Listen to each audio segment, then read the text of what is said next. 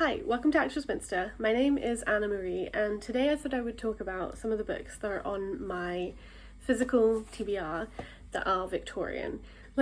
For a really long time, more than 10 years, I've been really interested in the Victorians, both just from a personal interest level, but then also academically and intellectually too.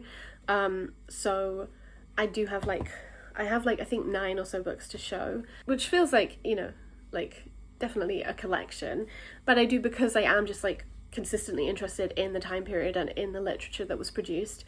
If I see a nice edition or whatever, I might just pick it up, even if I don't have super close plans in terms of actually reading them. But also, obviously, reading is the point. Well, we'll start with these two. So I have 2 Thomas Hardy novels. One is Desperate Remedies, which was his first published novel, work. And I also have Under the Greenwood Tree, which is another one. I've read 3 Hardy novels already, and so I've kind of, been figuring out where to go next. I haven't read any of his really sad famous ones yet. I've read 2 on the Tower. I guess that was quite sad, but anyway.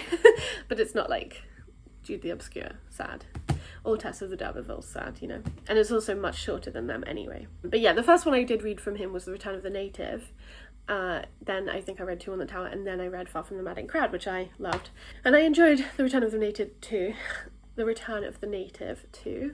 But yeah, now I'm kind of not sure where next to go with my reading with him. I kind of am interested in reading all of his work, but not with any alacrity. But I could go here because this was his first novel and maybe start reading things in order, but I obviously already started out of order, so I feel a bit silly to do that.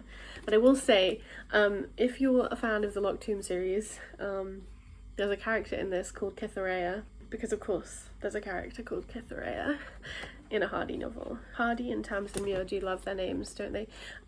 Yeah, it says this is a complex murder mystery in the style of Wilkie Collins. Desperate Remedies is also a powerful love story.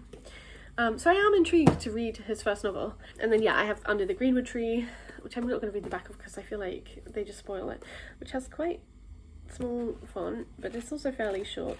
But maybe I should go for a longer one, because I feel like otherwise by the end of getting to read his novels, I'm going to have all of the longer ones to read. Anyway, I don't know, we'll see. Let me know if you have any suggestions of, having read the 3 Hardy novels I have, whether I should just pick up Under the Greenwood Tree or Desperate Remedies or another one. So then the next book I have is The Professor by Charlotte Bronte.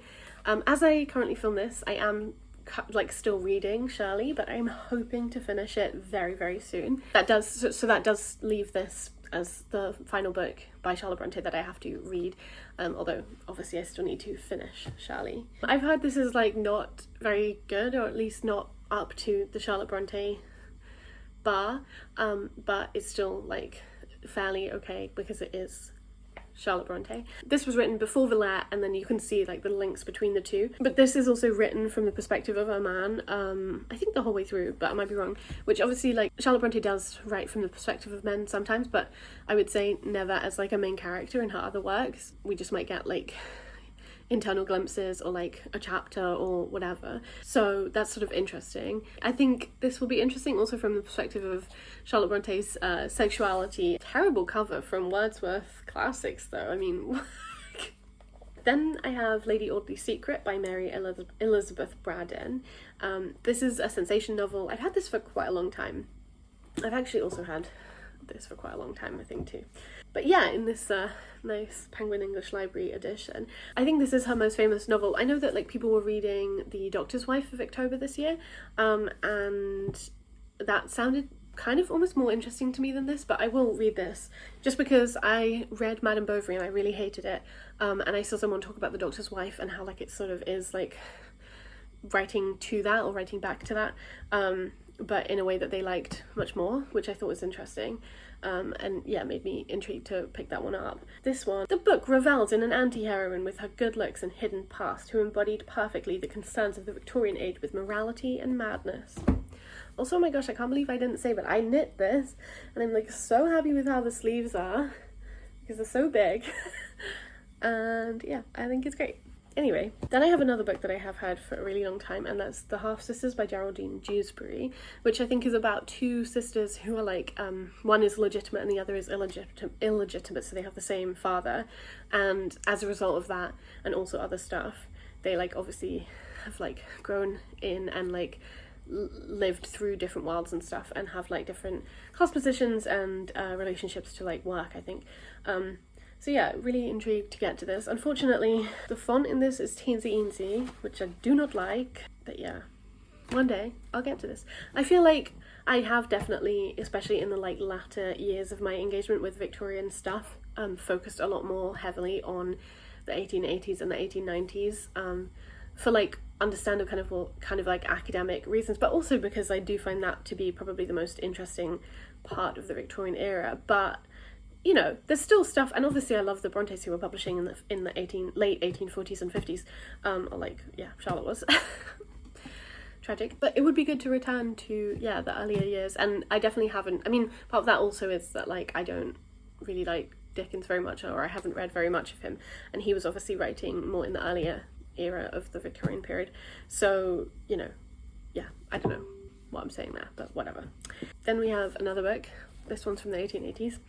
This is Henry James, A Portrait of a Lady. Unfortunately, I'm going to read Henry James. I think I am going to make a little project of it for next year. I don't like him, but he's sort of like everywhere, and his criticism of the novel and, yeah, his just like very loud voice within the like literary Victorian landscape of the 1870s and 80s.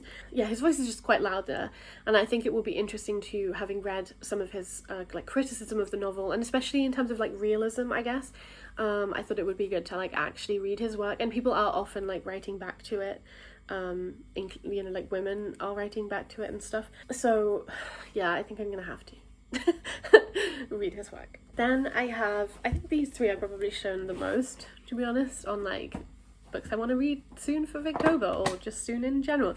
But there's The Rebel of the Family by Eliza Lynn Linton, which I do think is going to be very interesting. It's just like quite a large one, and yeah, you know, I think now that I've read / I'm reading Shirley, which is a pretty long one, it's probably the longest out of all of these. Maybe, no, it's longer than Portrait of a Lady, you know, but I think, yeah, I'll be a bit more free to like focus on another longer one at some point soon-ish. And then I have Liza of Lambeth by W. Somerset Maugham, which I'm definitely really interested in, and hopefully I will, should I say this? Hopefully I will read this before the end of the year, but I think we'll see. It kind of also depends on, like, I feel like I've had some momentum is the word I was looking for with my reading recently, which has been really lovely to feel. Although I guess I also feel like I stopped halfway through the month, but anyway, so if I can kind of keep that up without like burning out, and also while still prioritizing the stuff I really do need to get done, then yeah, maybe I will get to this soon, but we'll see. And then lastly I have Elizabeth Barrett Browning's poem novel Aurora Leigh, which I think is about a woman and authorship and also pregnancy, and I'm definitely interested in this. I did actually start reading it last year's victober, I think. Yeah, I got like 14 pages in but then at that point I just decided like I didn't have the like capacity to really like focus on it and read it in the way that like I wanted to, with my attention and my like, I don't know, generosity, or like my yeah, but I will at some point. So those are the books that are like I currently own and are like on my shelves and stuff. I did want to like mention a couple that I don't own but I would really like to get to soon, but you know, soon I guess is relative, and it is also relative in terms of like, I mean, hopefully you live for quite a long time, so you have a lot of time to read a lot of things. Yeah, I just thought I would put some up on the screen of books that I would really like to get to. I think I would say that the most one that I'm like really intrigued by is A Sunless Heart by Edith Johnstone, I want to say. I think because it's supposed to have like queer stuff in it. Now I can't of course remember like exactly what drew me to it, but I think it looks really interesting. And to be honest, also I do have like a bit of a soft spot for like Broadview editions of like classics. I know that they publish like also much easily available classics, but they also publish a bunch of ones that are like harder to find, and so because of that, like I really appreciate them.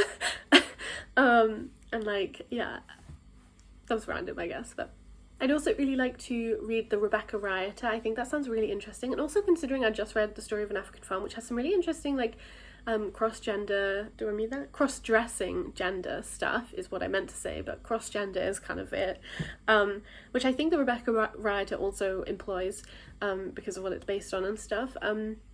But yeah, so I would be really interested to read that. I also really want to read another Amy Levy. Like, it was a couple years ago now that I read Reuben Sachs by her, and it was like an interesting novel. I wouldn't say that I especially like enjoyed it, although now I'd actually kind of like to reread it, because I feel like my knowledge of like a lot of stuff that it's talking about, including like the Jewish world and like Jewish experience in the Victorian era, is maybe different and has changed a little. I wouldn't say like massively, but just like a little, and I'd kind of like to see if that changes how I feel about it. But anyway, I'd love to read her book The Romance of the Shop. That one's definitely on the like list. And I'd also really like to read Esther Waters by George Moore. I think that would be a really interesting novel, and I think it is from the 1890s and has a lot of themes that I'm really interested in. And I know it was also reviewed by one of the women that I work on in the newspaper that she would write for, sometimes in a way that's like very interesting in terms of like working class women. So I do want to read that at some point too. I mean, the list of books to read is always endless, I guess, but yeah. Anyway, so those are some books that I have on my shelf and that I'd like to read. Let me know if you read any of these, or if you want to read them. I hope that your Victober reading went well, and yeah, I will talk to you when I next talk to you. Bye!